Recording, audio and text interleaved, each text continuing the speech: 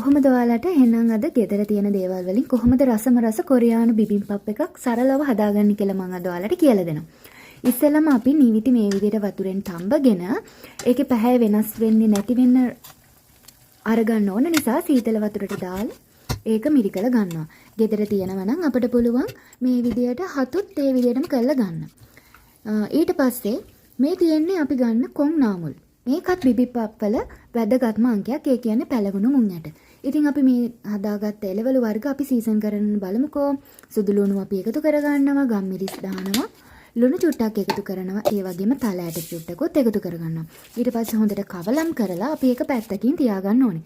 ඒ විදිහටම අපි ගත්ත හතු ටිකත් ඒ විදිහටම අපි සීසන් කරගන්න ඕනේ. මේ තියෙන්නේ අපි තඹගෙන අර විදිහටම සීතල වතුරේ දාලා ගත්ත කොන්නාමුල්. අපි ඒකත් සුදු ලුණු ගම්මිරිස් ලුණු දාලා සෝයා සෝස් ටිකකුත් එකතු කරලා හොඳට කවලම් කරගෙන මේ සීසන් කරගත්ත එළවලු ටික පැත්තකින් තියාගන්නවා. මේ තියෙන්නේ කැරට් අපි ඒක තෙල් ටිකක් දාලා ඒක පොඩ්ඩක් ටෙම්පරාදු කරගන්න. මේ තියෙන්නේ අපිට කොචුජන්. මේක තමයි අපට අත්‍යවශ්‍යම වෙන අංගය මේ බිබිම්පප් එක හදාගන්න. ඒක කොරියානු මිරිස් සෝස් වර්ගයක්.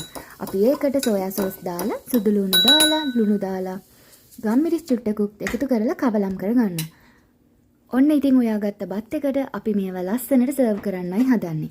පාට ගැලපෙන්න ලස්සනට තනින් තන කැරට්, එතකොට නිවිති, පිපිඤ්ඤා, ඒ වගේම අපි හදාගත්ත කොම් නාමුල්, ඒ වගේම හතු.